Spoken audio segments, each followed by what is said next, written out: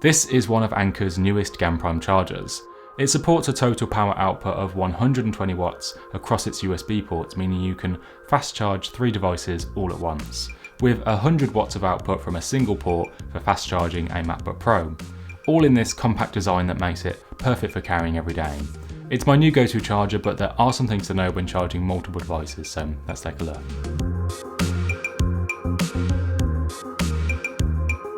Welcome back everyone, it's Jack and I'm back with a look at Anker's 737 charger, one of the few products that they announced at a recent event as part of their new GanPrime lineup, with even faster charging speeds, better energy transfer efficiency in smaller and more portable designs. I just recently made a video about their new GanPrime power bank, which is also called the 737, which I'll link to below if you're looking for some high capacity portable charging. And in that video, I asked you guys to comment and tell me what the fastest charger is that you have.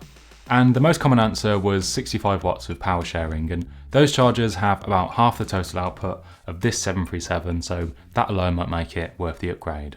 Opening up the box, the charger is wrapped up and sitting on top. It is just the charger yet, there aren't any cables included, so make sure that you have some of your own, but there is a manual sat underneath the bottom tray. I of course have one with the UK style plug, but there are also US and EU versions that you can get too. The 737 has a solid plastic build, it feels really sturdy and not too heavy at just under 190 grams. Peeling off this very satisfying sticker, we find all of the ports on the back, featuring 2 USB-C ports for things like laptops and tablets, and 1 USB-A port for charging a smartwatch, some wireless earbuds or some other smaller bits of tech.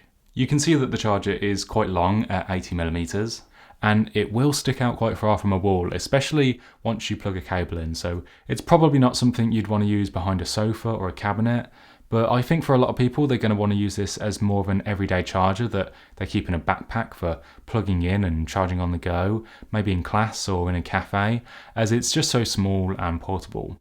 At least that's how I'm going to be using it. Anker's Nano 2 chargers I know are very popular. I don't have one myself to show a size comparison. If you have one though, the 737 is twice as long as one of those for some reference. But it is a lot smaller and more compact though than, say, the charger you get with Apple's MacBooks.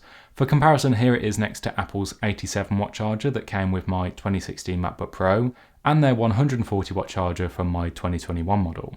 As you can see, a lot smaller than both, but in fairness, the 140 watt charger does put out more power than the 737, although both of Apple's chargers just have 1 USB-C port, so you don't have the benefit of multi-device charging. When it comes to the power output, each port varies depending on how many devices are plugged in and on charge. So for single port charging 1 device at a time, either of the USB-C ports can output at 100 watts max, while the A port is always limited to 22.5 watts. For 2-port charging, when using both of the C ports, they'll share 120 watts between them. The same goes for using the top C1 port along with the A port. But if you use the C2 port with the A port, the power output is limited to just 24 watts between them, which is a little bit strange. I'm not sure why, but I'm sure there's some technical reason for it. And then for 3-port charging, when using all the ports together, they'll share 120 watts between them. But the A port will always output less than the C's, which is all a lot to take in, so the best thing to remember is if you're connecting a high power device like a laptop, don't plug in anything else if you want to get the maximum 100 watt charging speed. The 737 will dynamically adjust the output of each port as needed thanks to Anker's latest PowerIQ 4, and that handles the power distribution. So if you're charging your phone and laptop at the same time, but the phone battery is almost at 0, PowerIQ sends more power to the phone to charge it faster, while charging the laptop at a slower but steadier pace. Then once the phone battery reaches a healthy charge, the laptop then takes priority. And Anker says that this can reduce the overall charge time. They say that charging a 16-inch MacBook Pro and an iPhone 13 at the same time, each from 0%, that it'll be 26 minutes faster compared to other chargers that don't have dynamic power distribution. Also worth a mention is ActiveShield 2.0. Anker says that this intelligently monitors the temperature over 3 million times a day, and that it adjusts the power output to make sure that everything that's connected is charging safely and that it's protected, which is good to know.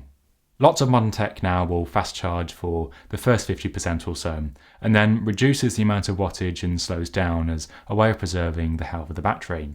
In my tests using a single C port to recharge my 16-inch MacBook Pro, it went from 0 to 50% in 38 minutes and took 1 hour 42 total to recharge fully. So as expected, not as fast as Apple's 140 watt charger, but still very usable and very quick. And you can also make use of the remaining 20 watts of output from the 737 for recharging something small like an iPhone at the same time as your MacBook Pro. And for the 14-inch MacBook, its max input is 100 watts anyway, so you'll be getting the fastest charging speed here. For those of you with a fancy new M2 MacBook Air, those have 67 watts of input, so you'll have around 53 watts of leftover power that you can use for multi-device charging.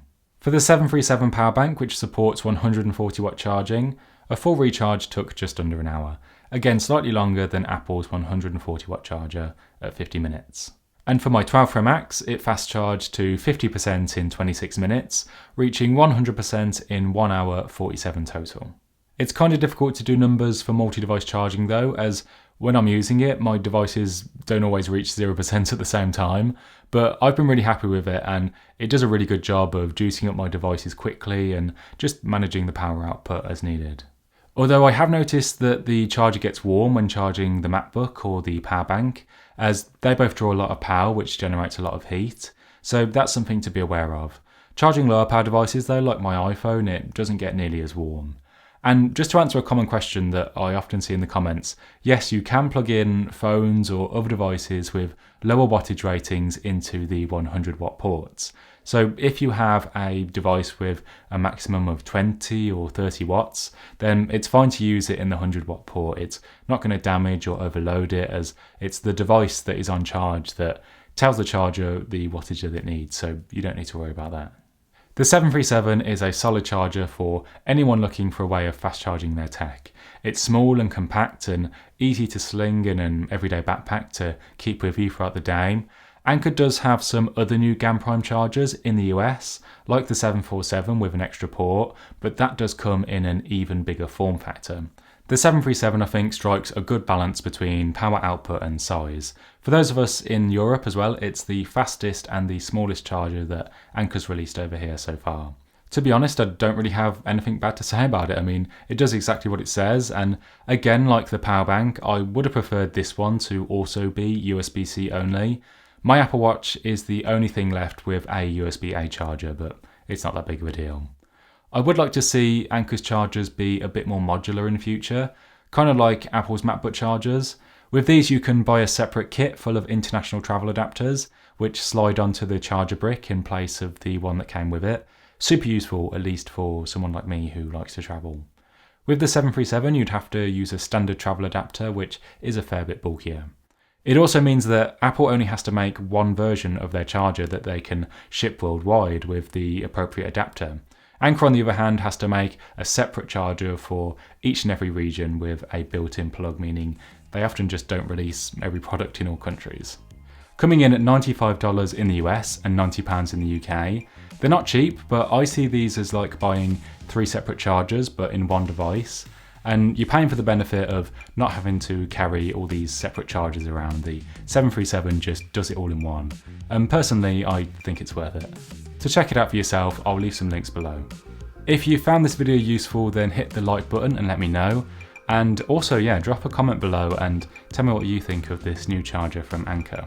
If you'd like to see more tech and tech accessory videos from me, hit subscribe and the bell. Thanks so much for watching, and I'll catch you in the next one.